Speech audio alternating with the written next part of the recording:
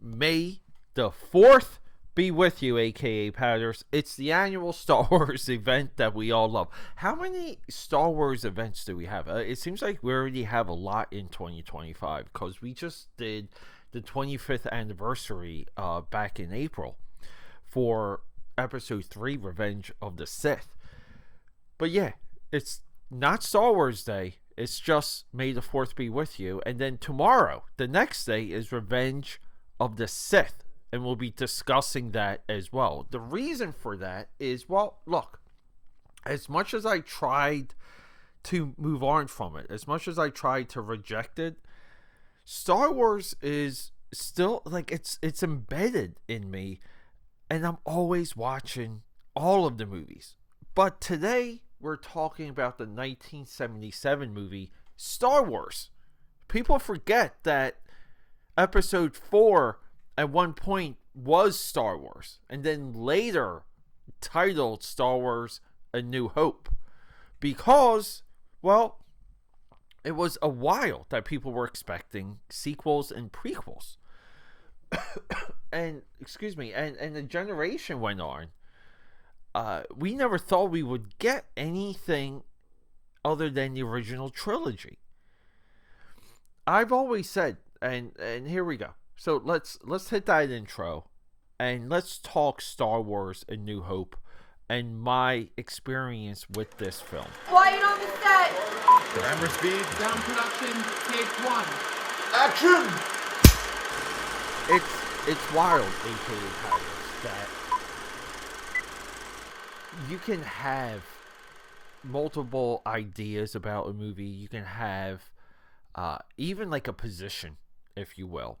You can have a deconstructed position, as a lot of people had in my generation with Star Wars: A New Hope. You can have a film-going experience, meaning I just watched it, I just liked it, I'm moving on with my life. Or, you can have what I would like to say the general audience perception of Star Wars and experience with Star Wars: A New Hope, which is, okay. I'd rather watch something like serious, something grounded, something that doesn't have a walking carpet in it. And then there's my lane, which is there's so many things that work, that shouldn't work, that feel spontaneous, that aren't spontaneous. We know they're engineered and designed. It shouldn't have any effect. It just shouldn't work, but it's in front of me. Star Wars is in front of me, and holy crap, does it work. And then we get into like the bleed out of the artistry, the special effects, the script, the lore, the mythology, the casting, all the design work, everything that's on frame in this movie, the music in our ears, and our head spin that so many of these elements that really seem to be made up from the ground up. Like nothing existed on the Star Wars set. Like everything had to get made. Nothing was easy. And then we hear about how hard it was to sell the idea, to sell the script. You had to bring in production guys. You had to bring in some concept designers to do fully illustrated paintings to convince more people and give this movie a little bit more of a chance. And it gets harder and harder. Like the more you learn about the production of Star Wars: A New Hope, the more impossible this movie seems. Right? It's just because so much is documented about Star Wars: A New Hope. It just seems like we know too much about how they made this movie. It just seems impossible. It's this impossible task. But then it spawns at the time, and many still do. To me, it's a top 10 sequel. Empire Strikes Back. There was a generation that hadn't seen like a long form story quite in this fashion. Things that were longer form. Yeah, like look, we can look at Shogun, we can look at Roots as of American long form serialized network television movies, essentially 12 weeks, 8 weeks, 6 weeks. A lot of sci-fi shows, Battlestar Galactica, V, they all started as multiple episode miniseries, multiple drops. You would have to come back every week to get the full story. This was a format that really relatively fizzled out in the mid to late 90s, with things like Noah's Ark, Meteor, Asteroid.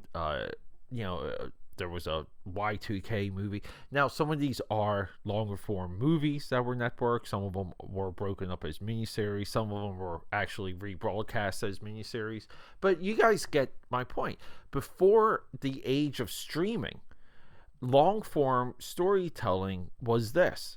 And then, really, we would have to wait until Lord of the Rings, till we got a complete perfect trilogy.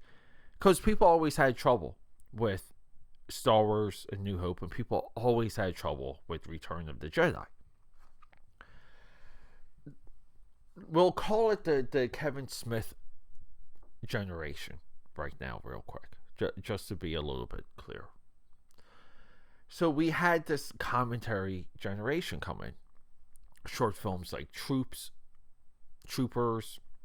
which portrayed the stormtroopers like cops. The TV show Cops. They were running down Jawas and things like that on Tatooine. There was this deconstruction, and we hear it in some of the Kevin Smith movies, Mallrats, Clerks, where they would debate these very nitpicky elements about Star Wars, and it was kind of cool because Star Wars, again, you couldn't explain how big it was, how popular it was. I grew up in a generation where every single comic book artist that came up into Image Comics, not Marvel, not DC, but all the Image guys would just cite Star Wars. Like, Star Wars was like the movie. And you could just imagine it playing on a VHS screen on the TV while they drew all day. You would hear a generation of special effects guys saying, Star Wars got me into it. Star Wars made me push it. So, and the merchandising and the touring, and then this whole base, this whole hardcore base came out of nowhere that used the merchandise as a form of expression to how obsessed they were with this. And you couldn't explain it. You couldn't explain exactly why Star Wars was Star Wars, why New Hope was New Hope, and it was insane. Looking back now, we're in an era where we're spoiled, where we can get a 8-hour-long Star Wars movie dropped weekly on Disney Plus. We get the Star Wars saga going forwards and backwards at the very same time, and that's just where we are with this. So why do I put New Hope on? Why did I put New Hope on eventually more than Empire Strikes Back? I went through years where Empire Strikes Back was my VHS and it was my DVD go-to of the three movies. You would just put on Empire. Better design work, better locations, better story, better drama. It has Yoda. I think the music's better. All of those things.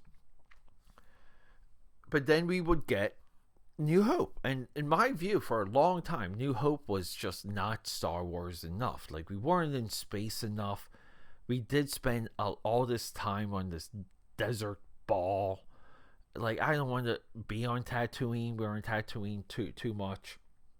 But then I would just keep watching it, and I watched it recently in preparation for this episode, and I wanted to, I guess, where we're at now. This is what I wanted to open this May the 4th Be With You episode up with. But it's okay. I'm not panicking. I recently watched it, and I would say I've seen it 3 times in the last maybe like 2 months. And when I saw it when I was younger, right? Like you love the scene where they're in the Falcon and they're shooting down the TIE fighters, the turret scene, the music for that. I always loved the ceremony at the end, Luke doing the Death Star run, Luke losing like some of his friends, like Biggs, as you know, we kind of get a sense in that. Doesn't matter what cut of the movie, but yeah, Biggs's death is okay. He was supposed to have been set up earlier in the movie, which I think would have messed up some of the time compression perception. But then I'm watching it, and I realize how engaged I am with Luke Skywalker and Luke Skywalker's like emotions in this movie, to where when he runs off to his aunt and uncle after they find that the Jawas that picked up R2D2 and C3PO were decimated and murdered and destroyed by Imperial stormtroopers, he just runs back home.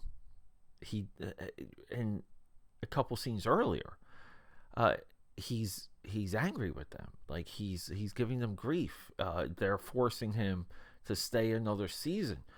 There's like an angst in him, and we talk about movies that show angst. I mean, Goofy movie, we just discussed that not long ago. Teenage angst in movies is so effective, but the scene where he just runs back and he sees their fate, he sees that they just had no chance against the stormtroopers. They couldn't give up the droids. So they were no good. They just got burned and taken out.